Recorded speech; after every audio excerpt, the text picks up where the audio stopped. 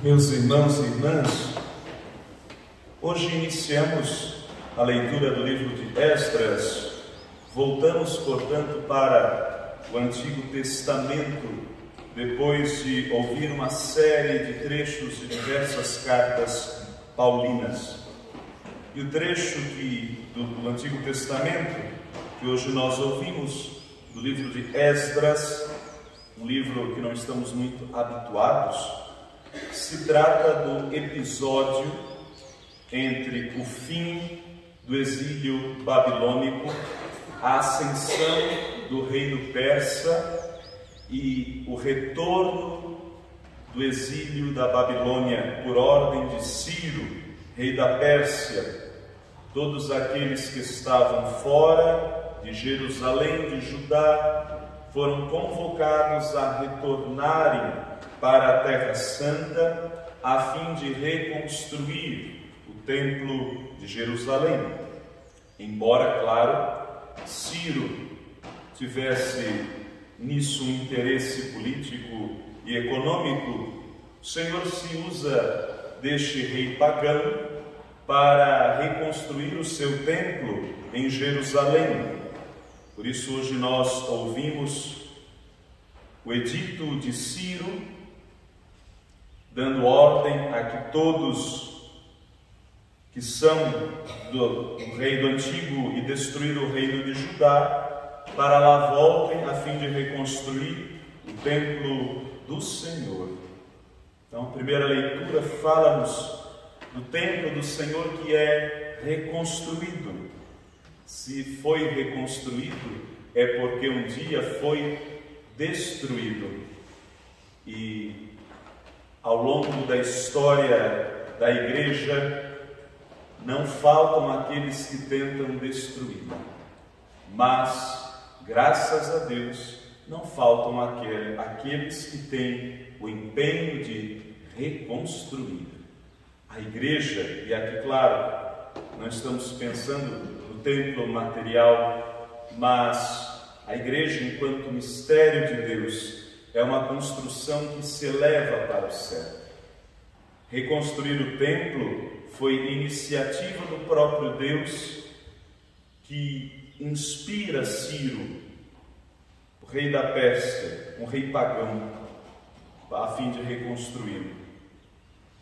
A igreja é uma iniciativa de Deus. A igreja nasce da vontade de Deus.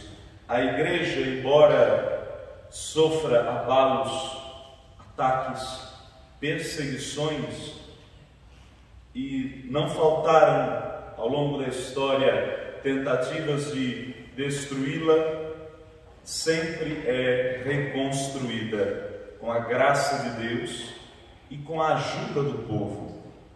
O livro de Esdras vai narrar a grande dificuldade que eles tiveram para reconstruir o Templo de Jerusalém, a dificuldade que eles tiveram para conseguir donativos, apoio. Vai ter um momento em que os samaritanos vão se revoltar, vão tentar impedir, mas de qualquer modo o templo será reconstruído, pois essa é a vontade de Deus.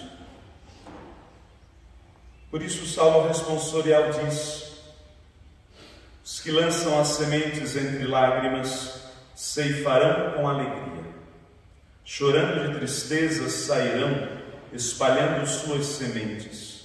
Cantando de alegria voltarão, carregando os seus feixes. Para aqueles que são igreja, para aqueles que vivem sua fé cristã na igreja, para aqueles que trabalham na igreja, este salmo é um grande consolo.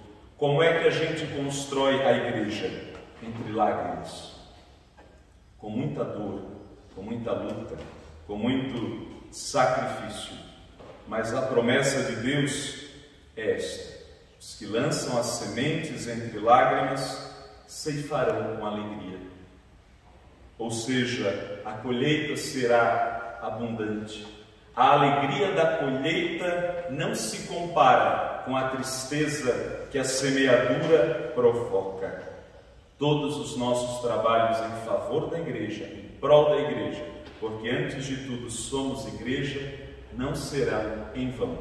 Nos custará muito, nos causará dor, nos provocará muitas vezes tristeza, decepção, mas tem aqui a promessa de Deus: ceifarão com alegria, cantarão de alegria, carregando os seus feixes.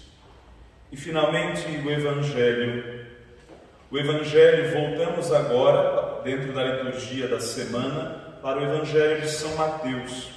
E aqui é um trecho do discurso, do grande discurso do Sermão da Montanha, praticamente, pós-Sermão da Montanha. Depois que Jesus falou aos seus discípulos: vós sois o sal da terra, vós sois a luz do mundo.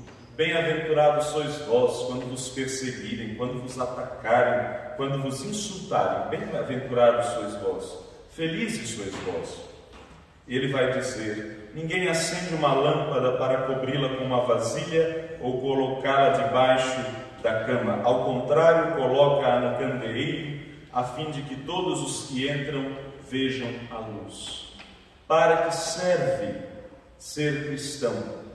Para ser luz, para iluminar o mundo com o nosso testemunho e, sobretudo, com a nossa alegria, e satisfação de ser cristãos.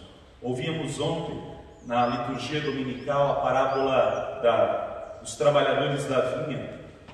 O Senhor está a todo momento chamando trabalhadores para a sua vinha, convocando pessoas para o serviço da sua igreja.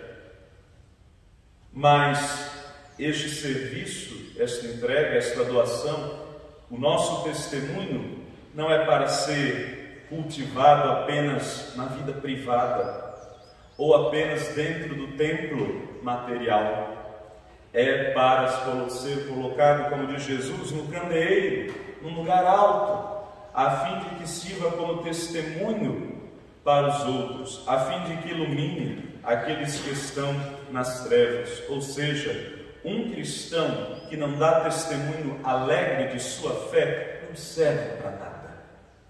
É como uma lâmpada debaixo da mesa, não ilumina nada, não serve para nada. Um cristão que não dá testemunho para nada serve, para nada serve. E finalmente gostaria de chamar a atenção para o versículo 18. Prestai atenção à maneira como vós ouvis. O ouvir é a atitude fundamental do discípulo. E claro, ao longo do dia, nós ouvimos tantas e tantas coisas, e é inevitável que se ouça. Porém, nós podemos escolher ao que dar ouvidos, a quem dar ouvidos, em quem acreditar. Por isso Jesus diz: prestai atenção à maneira como vós ouvis. E aqui poderíamos nos questionar: será que tudo o que ouvimos corresponde à realidade dos fatos? Prestai atenção à maneira como vós ouvis. E que o nosso testemunho seja luminoso e que não nos falte alegria para trabalhar na igreja, no reino de Deus, na vinha do Senhor, que é uma construção diária que conta com a graça de Deus e com o nosso esforço humano. Que assim seja.